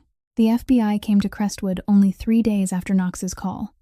Not 1 or 2 agents, but an entire team, carrying arrest warrants, search warrants, and a long list of questions Brock couldn't answer, no matter how many lawyers he hired. He was charged under federal law, not state law, which meant no judge in Crestwood could shield him, and no one with the Whitmore name could make a phone call and make it disappear. At the trial in Portland, the prosecutor opened with evidence no one expected: the audio from Gina's 911 call. The recording ran more than 40 minutes, beginning the moment Gina dialed from the kitchen of Ashford's and ending when the 4 of them finally left. 40 minutes captured everything. Veronica's voice spitting out the soup and saying it was ice cold, the crash of the bowl and Brielle's scream, Big Guy's weak bark, the sound of Brock's kick, and 60 kilograms of flesh and bone slamming onto the floor. Old Ray's voice saying, "You kicked a sick dog. Are you even human?" Then the sound of him falling, his head striking the table leg. One blunt knock that made the entire courtroom flinch. But the moment that silenced the room came when the recording reached Brock shouting, "Sit down, old man," right before he shoved Old Ray. Brock's voice on the tape was soaked in contempt. The voice of someone who believed other people's lives weighed less than the badge on his chest. And immediately after those words came the thud, the glasses skittering, the groan of pain. Brock sat at the defense table with his head lowered, hands clenched on his thighs, and he didn't look up. He didn't look at his lawyer. He didn't look at the judge. He didn't look at the cameras. In the row behind him sat an elderly woman with silver hair. Brock's grandmother, the woman who had raised him after his mother walked out. The woman who had taught him that a police badge was meant to protect the weak, not crush them. She sat through the entire trial, and when the sentence of 8 years in federal prison was read, she stood, turned her back, and walked out of the courtroom without looking at her grandson even once. Brock watched her go, and for the first time, the eyes of that broad-shouldered police chief turned red. But no one in that courtroom felt sorry for him. Preston Whitmore III collapsed in a different way, slower but no less brutal. First, Maritime Bank, after Knox had frozen the accounts, began auditing Whitmore Holdings' entire loan history and discovered a string of loans approved on inflated, misrepresented assets. The bank called in the debt immediately. Commercial properties were seized. The coastal resort project was suspended indefinitely. Every asset bearing the Whitmore name was placed under court supervision. At the same time, Whitmore Sr., Preston's father, was investigated separately by the FBI for supplying false information to federal authorities. It turned out the files he'd handed over about Knox Castellano had been edited and exaggerated to raise his bargaining value, and the Bureau didn't forgive anyone who tried to use them like a puppet. The Whitmore empire, built over 2 generations, the thing that had pressed down on an entire town for 20 years, unraveled within weeks like a tower with its bricks pulled out one by one. Preston went bankrupt. Veronica filed for divorce in the 3rd week, not because love had ended, but because money had. And for Veronica Whitmore, those two had never been separate. She tried to flee to Europe. She booked a flight to Paris. She was stopped by an exit ban because she was a witness in multiple federal cases. She sold her 15-carat wedding ring, the diamond Preston had offered on one knee in front of 200 guests at the Ritz-Carlton 4 years earlier, sold it for barely a third of its value to pay for legal counsel. Then she started listing designer clothes online, each Hermès bag, each pair of Louboutin heels, each Chanel dress, photographed in a hurry on a single bed in a rented room. And under every post, among hundreds of comments, someone always wrote, "Are you selling another bowl of soup too?" Veronica deleted the comments, but they came back. She blocked accounts, and new accounts commented again. The whole internet knew about the soup, and the internet never forgets. But the ending people talked about most in Crestwood wasn't Preston's or Veronica's. It was Tiffany's. Tiffany Harding, the younger sister who always walked behind, always smiled when her sister smiled, always turned cruel when her sister did, the woman who had ripped Caesar's collar off and tossed it into the trash without blinking. After she divorced Brock, Tiffany lost everything. No home, no money, no connections, and no one in town would meet her eyes anymore.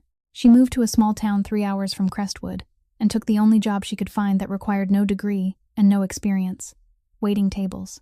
On her first day, Tiffany wore a white button-down shirt that pulled a little too tight, the only pair of flats she'd managed to keep, and carried a tray with hands trembling because she'd never held anything heavier than a cocktail glass. She spilled water on a table, forgot to write down orders, mixed up meals, and when a customer snapped at her for bringing the wrong drink, snapping in the same contemptuous tone she herself had once used on Brielle, Tiffany ran into the kitchen, leaned against the wall, and cried. She wasn't crying because she'd been scolded. She was crying because, for the first time in 31 years, she understood. She understood the feeling of serving other people while being treated like trash. She understood the feeling of working all day while terrified of being fired.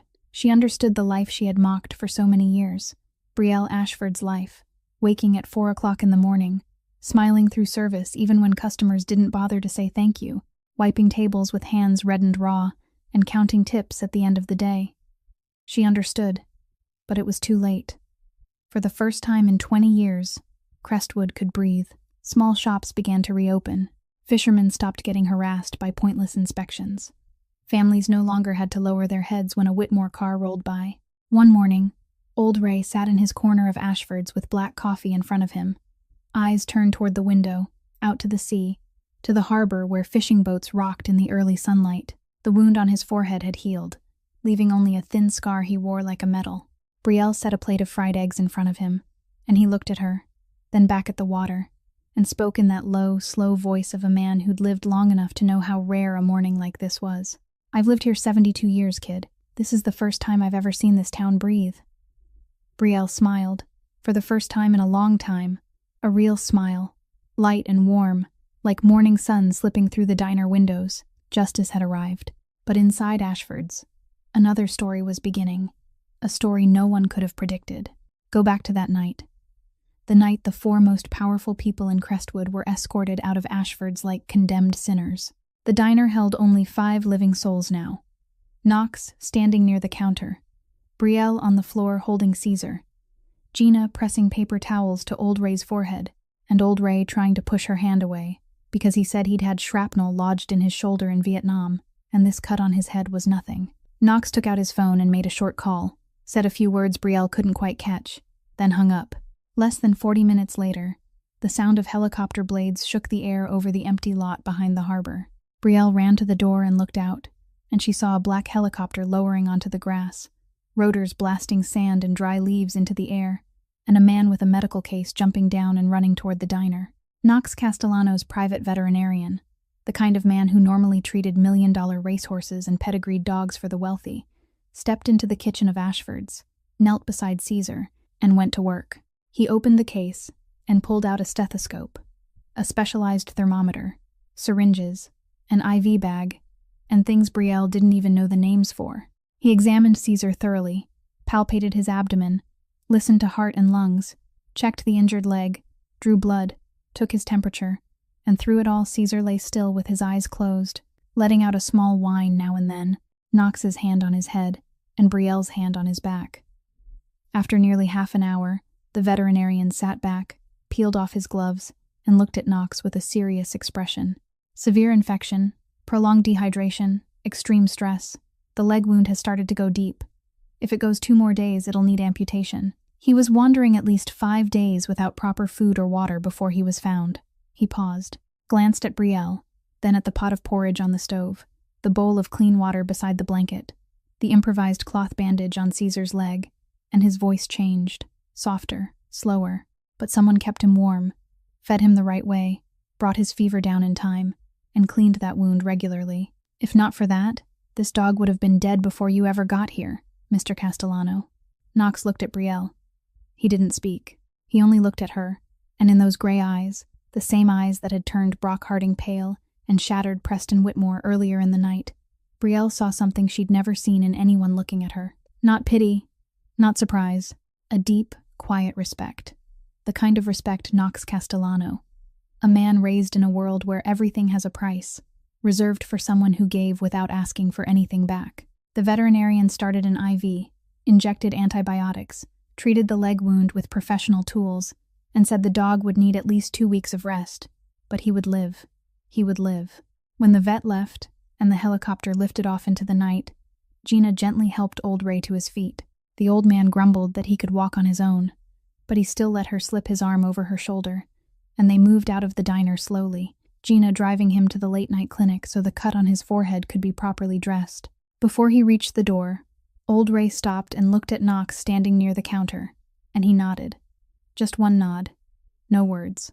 But that nod, from a 72-year-old veteran who'd been beaten bloody for daring to stand up for a dog, carried more weight than any thank you. Knox nodded back, and old Ray walked out. Ashford's was empty now. The kitchen light still cast its warm yellow glow.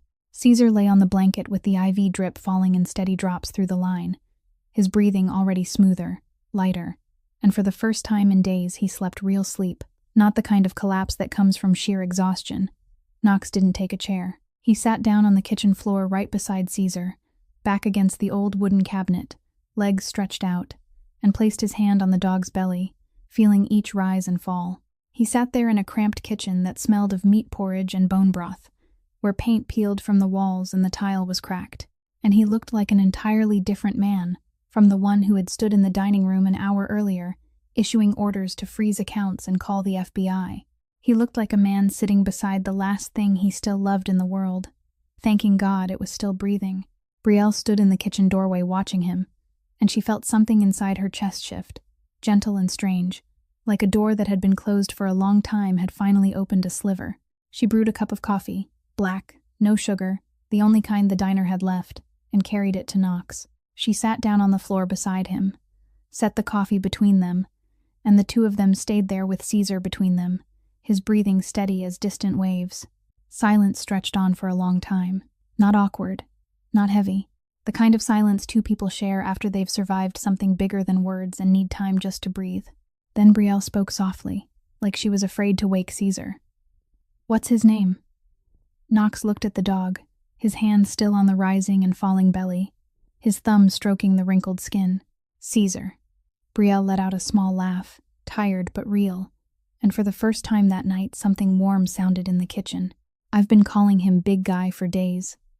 Knox turned toward her, and the corner of his mouth, the corner that had held straight like a drawn line all night, lifted. Just a fraction, almost nothing, but it was the closest thing to a smile Knox Castellano had managed in more than a year. "Big Guy," he repeated in that low voice, tasting the words. "It fits." They sat a little longer.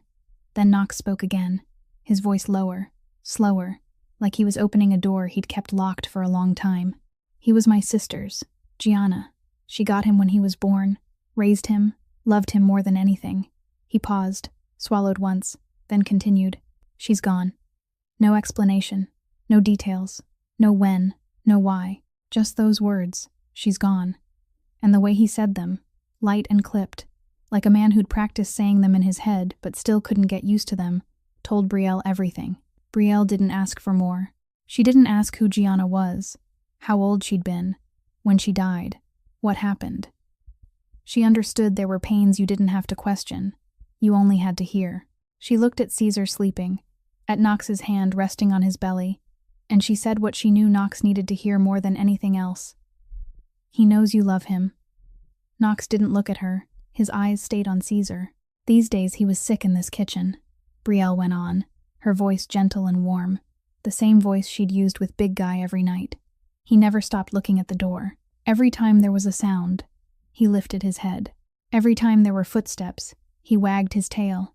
He was waiting for someone. I didn't know who, but now I do." Knox stayed still. Then he swallowed hard and turned his face away. Not much, just angled his head to the other side, enough that Brielle couldn't see his eyes, but she saw his shoulder tremble. Only once, a small, fast tremor, and it was gone.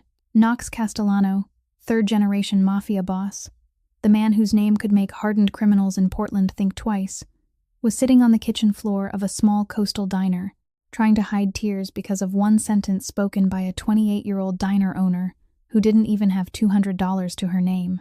For the first time in his life, someone made Knox Castellano turn his face away. Knox had found Caesar, but the truth about who he was would be the thing that almost made him lose her forever.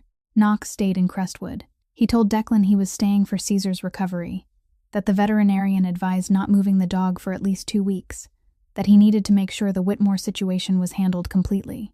Declan listened, nodded, said nothing, but his eyes stayed on Knox with the look of a man who had followed his boss long enough to know when Knox was telling the truth and when Knox was lying to himself. Caesar wasn't the reason Knox stayed. Caesar was the excuse. The real reason was standing in the kitchen of Ashford's at 4 o'clock in the morning, wearing an apron embroidered with the words "Cook with Heart," lighting the stove to start bone broth for a new day. And Knox Castellano, a man who had lived 36 years without ever needing a reason to stay anywhere, couldn't leave now. Every day, Knox came to the diner at exactly 7 in the morning, sat at the same table by the window facing the harbor, the table no one used to sit at because the draft came through, and ordered the same thing, a black coffee with no sugar.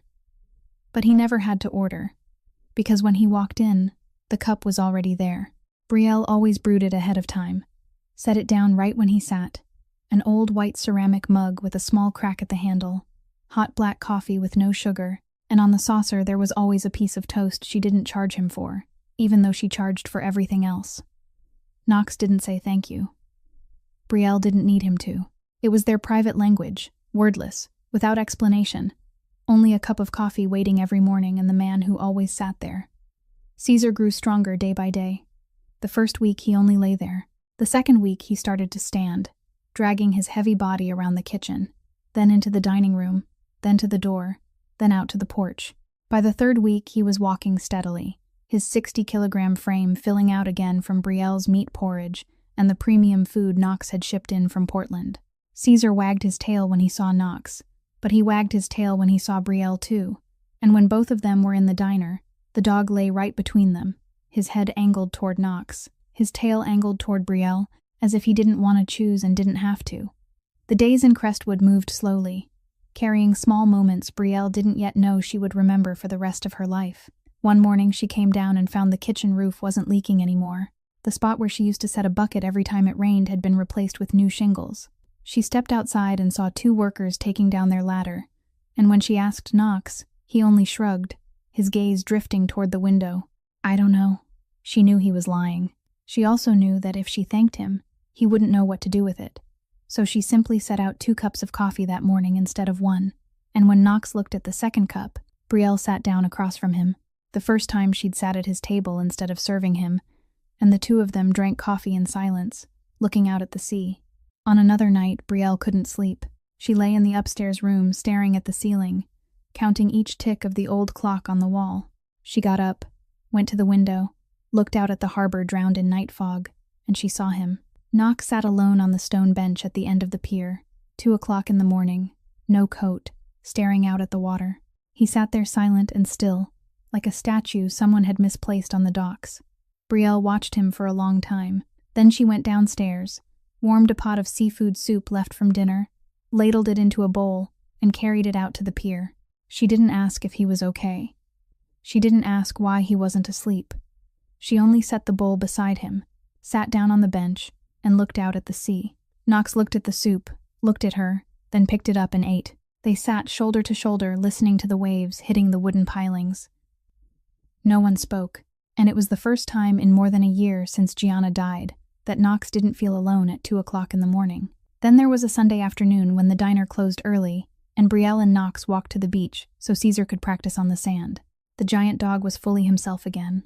He charged down the shoreline, awkward on the soft sand, ears flapping in the wind, and when he ran between Knox and Brielle, looking back at one and then the other, tail wagging like it might fly off, mouth open like he was smiling, Knox laughed, a short surprised sound that escaped him before he could stop it, and it rang across the empty beach, blending with wind and surf.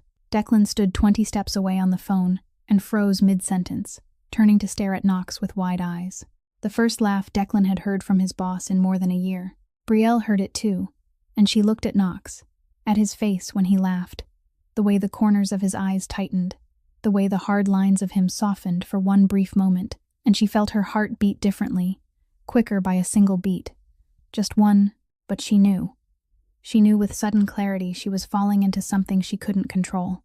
But the moment that made Brielle understand Knox Castellano wasn't only the cold, powerful man she'd seen that first night, came one evening when she was cleaning the kitchen, and an old photograph slipped out of the pocket of her apron. The picture was yellowed, its edges curled. William Ashford standing in front of the diner on opening day, smiling wide, young, full of hope. Brielle picked it up, looked at her father's smile, and everything she'd been holding in for so long broke loose. She stood in the kitchen with the photo in her hand, tears pouring down her face, crying without sound, her shoulders shaking in waves. She didn't hear Knox come in. He stood in the doorway watching her cry, and he said nothing. He didn't tell her not to cry. He didn't ask if she was okay. He didn't offer any of the easy comfort people use when they don't know what else to say. He only walked in and stood beside her, close enough that she knew he was there, far enough that she still had space. He stayed silent until Brielle finished, until she wiped her face with the edge of her apron, until she looked up and saw him. Then Knox looked at the photo in her hand, at William Ashford smiling in front of his diner, and he said softly, just loud enough to be heard, "He would be proud of you." 7 words. And Brielle believed him, because the way Knox said those 7 words, slow and steady, wasn't meant to comfort her. It was said because he truly thought it was true. Those days were beautiful like a dream. The kind of dream Brielle didn't dare believe because she'd learned life didn't hand anyone anything for free, and every beautiful thing came with a price she just hadn't seen yet. But every dream ends. And Brielle didn't know that the man she was opening her heart to, the man drinking coffee with her every morning, the man sitting beside her on the pier at 2 o'clock in the morning, the man who made her laugh and made her heart beat faster by one beat, was living in a darkness deeper than anything she could imagine. Everything broke apart on a night Brielle never saw coming. She was taking out the trash by the back door, the sky already dark, the sea wind blowing hard with the smell of salt and kelp, when she heard Declan's voice. He was standing in the shadow along the side wall of the diner, phone pressed to his ear, his back to Brielle, unaware she was there. His voice was low, but the wind eased just enough for Brielle to hear every word. "Last week's shipment's been handled. Portland's fine. But the boss doesn't want to get tangled in the new job. He told Moretti to hold off. Let Knox decide when he's coming back." Shipment, Portland, the boss, Moretti. Brielle stood frozen with the trash bag still in her hand, and each word landed like cold water dripping down her spine. She didn't understand all of it. She didn't know who Moretti was. She didn't know what kind of shipment it was. But she understood the tone. She understood the way Declan said the boss, in a voice people only use in a world Brielle had never touched, but had always known existed. The world her father warned her to stay away from, the world where people like the Whitmores were small fish. She set the trash down, backed into the kitchen, closed the door, and stood with her spine against the wall in the dark. Her heart was racing, but not the way it had been racing lately when Knox walked into the diner. This time it was fear. She took out her phone, opened a browser, and typed 2 words she had deliberately refused to type for weeks, even though the thought had flashed through her mind more than once. Knox Castellano. The results flooded the screen. The first article was from an investigative outlet in Portland. The headline in bold: "The Castellano Family, a 3-generation mafia empire, and the secrets no one has told." The second was from a local news site. "The FBI expands investigation into an alleged weapons trafficking network linked to the Castellano name." The third, the fourth, the fifth, each from a different angle, but everyone pointing to the same truth. Knox Castellano wasn't a businessman. He wasn't an investor. He wasn't a kind man who happened to have money and men who followed him. Knox Castellano was a mafia boss. Brielle read, scrolled, read more, scrolled again, and each line on that phone cut into her like small knives. She read about money laundering, about suspected warehouses, about names that disappeared, about trials where witnesses withdrew at the last minute. She read until the screen blurred with tears. Then she turned the phone off, set it on the counter, and sat alone in the dark of the kitchen, where her father had cooked for 30 years with honest hands. It felt like a slap. Not a slap from a hand, but a slap from truth. The kind that hurt more because she couldn't blame anyone but herself, for not asking sooner, for not looking sooner, for letting her heart open to a man she didn't truly know. The next morning, Knox walked in at 7 on the dot and sat at the same table by the window. But this time, there was no cup of coffee. The table was empty. Knox looked down at the bare tabletop, then lifted his gaze, and he saw Brielle standing behind the counter without her apron, eyes swollen and red, and on the counter between them lay her phone, the screen lit with an article that carried his name in the headline. "Who are you, Knox?" Brielle didn't shout. She didn't scream. Her voice didn't shake. It was flat and worn. The voice of someone who cried herself dry the night before and had nothing left now but emptiness. Knox looked at the phone, at the headline, then back at Brielle. He didn't say it wasn't true. He didn't say she had it wrong.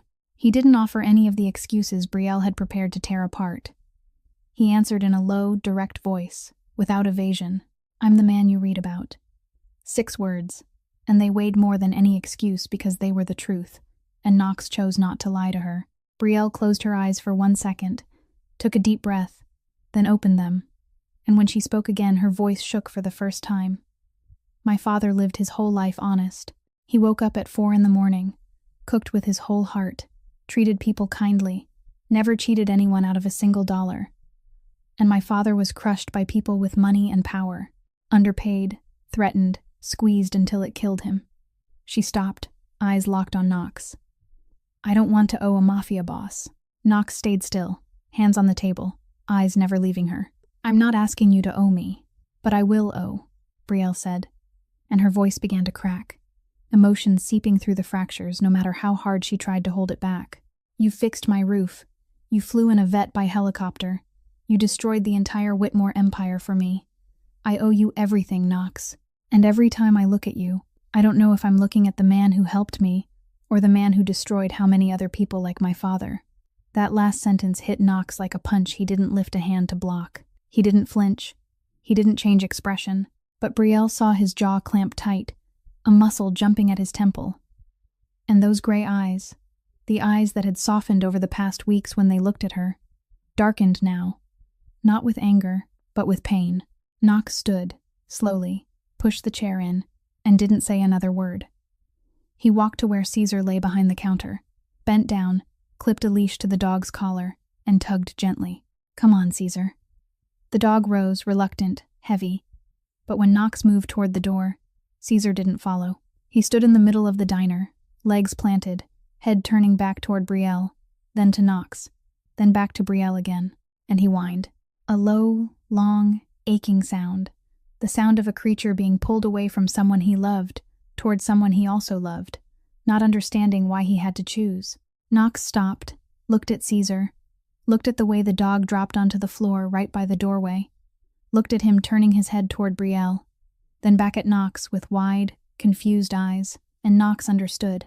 He bent down, unclipped the leash from Caesar's collar, stood, turned his back to Brielle, and spoke without looking back. "You keep him. He chose you." Then Knox Castellano walked out of Ashford's alone. Declan wasn't waiting at the door because Knox had told him to wait in the car. Caesar wasn't at his heel because the dog was lying on the diner floor watching him go. There was only Knox, walking along Harbor Street with his black coat pulled by the sea wind, and the diner door closing behind him as the little bell's chime faded away.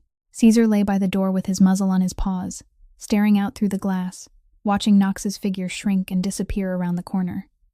He let out one more whine, then went silent. He didn't eat dinner that night. Brielle stood behind the counter, staring at the window table, the place where the coffee should have been that morning, and she felt the diner emptier than it had ever been, emptier than the days with only 2 customers, emptier than the storm night, empty as if someone had taken something she didn't know she needed, until it was gone. That night, Brielle didn't sleep. Caesar didn't eat. Knox drove the black Maybach out of Crestwood along the coastal road, and in the minds of all 3 of them, a question money couldn't answer sounded louder than waves, louder than wind, louder than anything else. Did they deserve it? 3 days. 3 days Knox was gone, and Ashford's had never felt so quiet. Not quiet because there were no customers, because in truth, after the Whitmores fell, people had started coming back. Old faces Brielle hadn't seen in months now, stepping in shyly, sitting down, ordering as if nothing had ever happened. The diner had voices, laughter, the clink of plates and silverware. But Brielle still felt quiet, a kind of quiet inside her that no sound could fill. Caesar lay by the diner door, right at the threshold, the exact spot where Knox had walked out the last time. The giant dog stayed there from morning to night, muzzle resting on his front paws, eyes fixed on Harbor Street through the glass. Every time the distant sound of a car drifted in, his ears pricked, his head lifted, and those large eyes filled with hope as he stared outside. Then the car passed, not a black Maybach, and Caesar lowered his head again, letting out a long breath, and went back to watching the road. He did it dozens of times a day, each time a hope, each time a disappointment, and each time Brielle saw it, she felt as if someone squeezed her heart a little tighter. Caesar wouldn't eat. Brielle cooked meat porridge and set it in front of him, and he only sniffed it and turned away. She tried something else, braised beef, grilled fish, even fresh chicken Gina brought home, but Caesar only licked a few bites and stopped. By the second day, he barely touched anything at all. Gina watched the dog, then watched Brielle, then shook her head with a heavy sigh and said nothing, because she knew who the dog was missing, and she knew it wasn't only the dog. Brielle tried to live normally. She woke at 4 a.m, opened the diner, cooked, served, cleaned, closed. She did everything she had always done.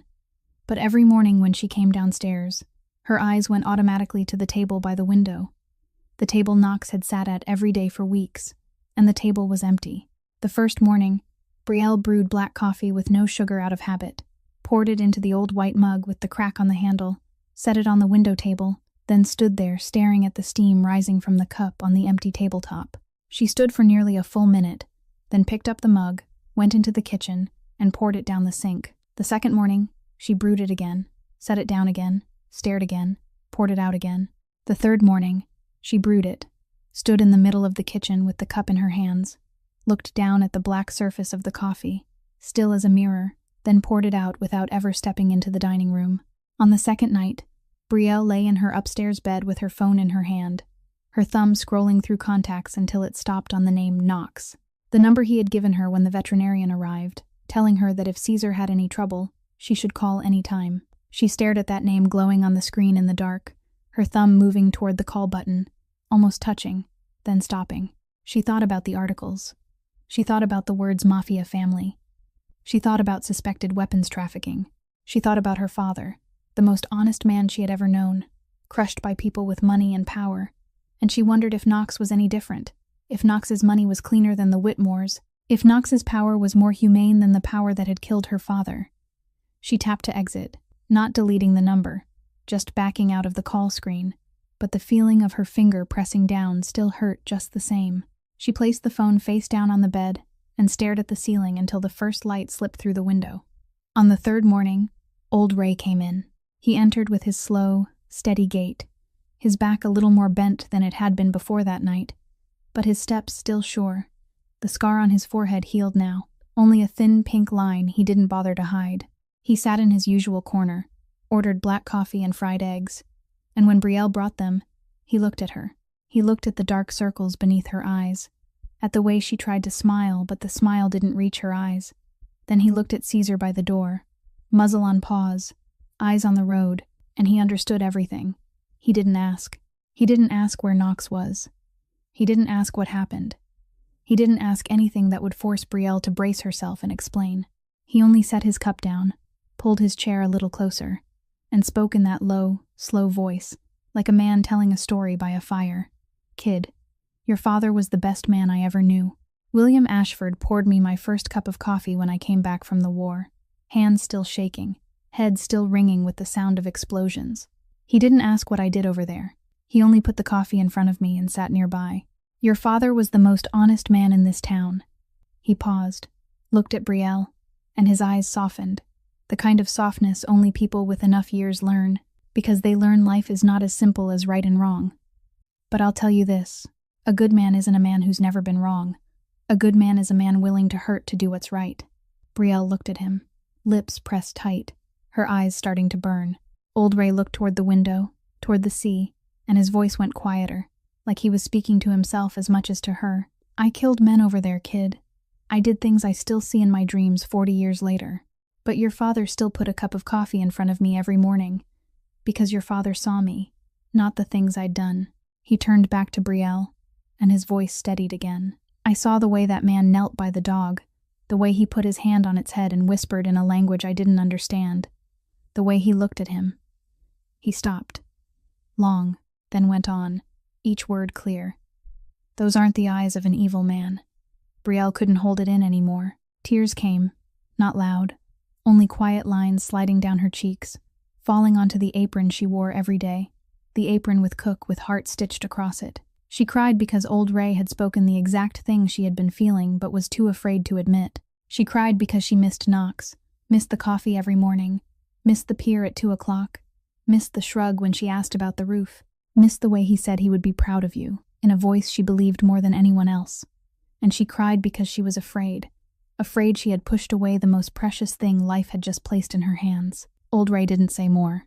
He put his right hand on Brielle's shoulder, a 72-year-old hand, calloused by war and time, wrinkled by the years, but warm, warmer than any words. He left it there in silence until Brielle stopped crying. And he didn't need to say another thing, because sometimes the presence of one person is enough. In Portland, hundreds of miles from Crestwood, Knox Castellano was facing himself too. And for the first time in his life, that Mafia boss decided to change.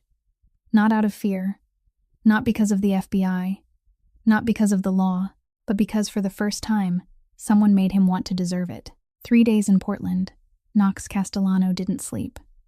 Not because of work, even though work was piled on the desk in the penthouse he'd been away from for weeks. Not because of the constant calls from associates rattled by the fact that their boss had vanished and come back with a completely different edge to him. Knox didn't sleep, because every time he closed his eyes, he saw Brielle. He saw her behind the counter, her eyes swollen and red, her phone on the bar, and he heard her voice again. "Every time I look at you, I don't know if I'm looking at the man who helped me or the man who destroyed how many other people." And he knew she was right about all of it. On the first morning, Knox sat in his office and looked out at Portland through the wall of glass, the city the Castellano family had ruled in the shadows for 3 generations, and he called the secret FBI line he'd used for the last 2 years. But this time, the call was different. Not to trade information for immunity, not to play the balancing game between 2 worlds. This time, Knox called to expand cooperation fully, to hand over every remaining file tied to Castellano operations, to accelerate the legalization process he'd been dragging out because, truthfully, he hadn't wanted to let go. The agent assigned to his case went quiet for nearly half a minute after Knox finished speaking, then asked him to repeat himself, just to be sure he hadn't heard wrong, because in 2 years of working with Knox Castellano, this was the first time the man had offered surrender without demanding a single condition in return. On the second day, Knox convened a meeting with the entire leadership of Castellano Holdings, the legitimate front the family used to manage assets. He ordered every remaining illegal operation transferred to allied partners, every shadow pipeline the family still maintained cut clean, and the whole machine redirected toward legal real estate, restaurants, and financial investment. Some of the men pushed back, saying it was suicide, that the family would lose influence, lose connections, lose everything. Knox looked at them and answered in a voice no one argued with. "The family will lose what deserves to be lost, and keep what deserves to be kept." On the second night, Declan walked into Knox's office, set a glass of whiskey on the desk, and sat down in the chair across from him without being invited, something he'd never once done in 12 years as Knox's right hand. Knox watched him, said nothing. Declan held his gaze, then asked in a voice only a man who'd walked through hell beside Knox could use, "Because of the dog, or because of the girl?" Knox didn't answer right away. He stared at the whiskey, at the city lights reflected in the amber surface, and he thought of Brielle. He thought of her on the kitchen floor holding Caesar as she cried in the night, saying, "We're the same. Nobody wants us. Nobody's looking for us." He thought of her running out into the storm to buy fever medicine with her last money for a dog whose name she didn't know. He thought of her taking blows with her whole body to shield Caesar. And then he answered, "Because for the first time, I want to be worthy of how someone loved Caesar, with unconditional love." "She's got nothing, Declan. No money, no power, no one protecting her. But she gave my dog everything she had. My whole life I've lived in a world where everything has a price, but what she did for Caesar doesn't." Declan looked at Knox for a long time, then nodded, stood, and left without another word, because he understood there was nothing else to say. On the afternoon of the third day, Knox drove the black Maybach back to Crestwood. He didn't call ahead. He didn't warn anyone. He didn't bring Declan with him. He drove alone along the Main Coast Road with the window down, sea wind cutting across his face, and on the passenger seat sat a paper bag with supplements for Caesar, the best food money could buy, and one more thing, something Knox had kept in the top drawer of his desk for a full year, but had never had the courage to look at again. He reached Crestwood after dark. He parked in front of Ashford's and looked up to the second floor, where a faint yellow light leaked through the curtains of Brielle's apartment window. He climbed the side stairs, the familiar wooden steps creaking beneath his feet, and stopped at the door on the second floor. He knocked. 2 soft knocks, slow. Inside came footsteps, then the turn of a lock, then the door opened.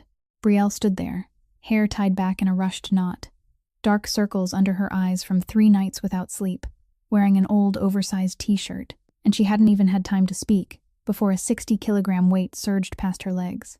Caesar, the giant dog who'd lain by the diner door for 3 days without eating, who'd lifted his head and dropped it again dozens of times, every time he heard a car, heard the footsteps on the stairs, and knew before the door even opened. And when Knox appeared, Caesar charged like a small storm, leaping up with his front paws against Knox's chest, his huge tongue licking Knox's face, the whines, the barks, the excited yelps blending into a chorus of the purest joy a creature could express. 60 kilograms slammed into Knox hard enough to almost knock him backward down the steps, but he held his ground, wrapped both arms around Caesar's neck, buried his face in the dog's head, and held him like that for a long time, a very long time, until Caesar stopped jumping and only leaned against him, tail still wagging, head pressed to Knox's chest. Then Knox lifted his head, looked at Brielle in the doorway, and spoke. "You were right about everything. I've done things you can't accept. I've lived in the world your father was destroyed by. I'm not here to ask for forgiveness." Brielle looked at him, her eyes red but dry. She'd cried enough already, and she asked in a light, tired voice that was still honest, "Then what are you here for?" "To let you know I'm changing." Knox paused, swallowed hard, then continued, each word slow, like a man learning a new language. "Not because of you, but because for the first time someone made me want to." He bent down, picked up the paper bag he'd set by his foot, and placed it at the threshold. The medicine for Caesar, the high-end food, and at the bottom, a photograph. A small photo on glossy paper with edges slightly yellowed. In it, a young woman with black hair and brown eyes and a radiant smile was holding a tiny Neapolitan Mastiff puppy in her arms, Gianna, and Caesar as a baby. Brielle stared at the picture, at Gianna's smile, and she understood immediately what it meant, what it cost, what it contained. She flipped it over, and on the back, in soft, slightly slanted handwriting, someone had written a single line, "Caesar, you'll always be loved." Knox looked at the photo in Brielle's hands, his voice dropping to almost a whisper. "My sister wrote that, before she died." He paused. "Keep it for me." Then Knox turned, stepped down onto the first stair, and as he moved to the second, he heard Brielle's voice behind him. "Knox." He stopped. He didn't turn around. "Black coffee, no sugar, right?" Knox stood on the stair with his back to her, and in the dark, Brielle couldn't see his face. But she heard his voice when he answered, and in it, for the first time, there was something she'd never heard from him before, light and fragile and close to breaking. "Right. Tomorrow morning, same place." Knox stayed there for 1 second, then 2, then 3, then he nodded, even though Brielle couldn't see it, and walked down the stairs into the night. Not forgiveness, but the chance to begin again. 3 months later, if someone walked along Harbor Street in Crestwood and glanced into Ashford's, they wouldn't recognize the place as the shabby little diner that, 3 months ago, had peeling paint, a leaking roof, and only 2 customers each morning. The diner had been repaired. A new roof. Walls repainted a pale blue, the color of the sea on clear days. Wooden windows fitted with new hinges that opened and closed without a complaint. The wood floor polished again, the bar sealed with a fresh coat of varnish. Yet the old scratches William Ashford had left over 30 years were still there, because Brielle wouldn't let anyone erase them. The burn on Brielle's cheek and neck had faded into a faint, silver mark, a physical memory of the pain she had endured, now eclipsed by the brightness of her new life. The place looked better, cleaner, brighter, but its soul hadn't changed. The morning coffee still mixed with salt air. The little bell still chimed when customers came in. The small wooden tables were still arranged unevenly, and not a single chair matched another. Only one thing on the wall was new. Behind the bar, where it used to be bare, 2 photographs now hung side by side in identical wooden frames. On the left was William Ashford on opening day, smiling wide, his apron spotless, hope all over his face. On the right was Gianna holding a puppy Caesar, her smile just as radiant, brown eyes shining, black hair lifted by the wind, and in her arms a tiny Neapolitan Mastiff, sleeping with his eyes closed. 2 people gone. 2 photographs, side by side on the wall of a small coastal diner, as if they'd always belonged to the same family. And directly beneath them, in a small glass frame, hung the old apron embroidered with "Cook with Heart" in red thread, William's crooked, uneven stitching displayed like a vow. Brielle had sewn a new apron with the same words, the same red thread, but in her own handwriting. Old Ray still sat in his usual corner every morning with his black coffee and his plate of fried eggs. The scar on his forehead now faded to a silvery white he wore like a campaign ribbon. But he didn't sit alone anymore. Declan, Knox's right hand, the cold man who 3 months earlier had blocked the diner door with a blank face, now sat across from old Ray each morning. And the 2 men, one old and one younger, one a Vietnam veteran and one a former Mafia bodyguard, ate breakfast together and argued about the weather, about fish, about baseball, and especially about Brielle's seafood chowder, which Declan had gotten so hooked on, he ordered 2 bowls every time. "You eat more chowder than the fishermen," old Ray would grumble, but he'd smile as he said it, and Declan would smile back, the kind of smile he hadn't known his face could make. Gina got a raise, not because Brielle suddenly became rich, but because the diner was busy again, and Brielle could finally pay her what she'd deserved for years. Ashford's hired 2 new employees, 2 young women from town who'd never dared apply before because they'd been afraid of the Whitmores. Gina now stayed on the line in the kitchen, instead of washing dishes and clearing tables and serving on top of everything else. And one Sunday afternoon, when Brielle told her she could take every Sunday off starting next week, Gina stood in the kitchen with her ladle in her hand, looked at Brielle, then laughed. The biggest laugh Brielle had ever seen on her face. "I'm finally getting Sundays off. 30 years, kid. 30 years. Knox split his time between Portland and Crestwood, but little by little, Crestwood got more of him. The first week he came down for 3 days, the next week 4, then 5. Then he started leaving clothes in the closet of the room he'd rented on Harbor Street. And Declan began bringing his laptop too, working remotely right at a table in the diner. The legalization of Castellano moved forward, slow and painful, full of hard negotiations and decisions Knox knew would cost him things. Relationships, influence, money, but each thing he lost felt lighter than he'd expected. And each morning he woke up in Crestwood, walked down to the diner, sat at the window table, and found his black coffee with no sugar already waiting. Knox felt a little lighter than he'd been the day before. What grew between Knox and Brielle didn't explode. It wasn't dramatic. There was no kiss in the rain, no confession under moonlight.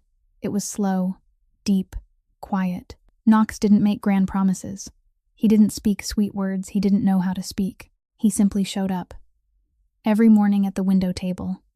Every night helping Brielle stack chairs when she closed.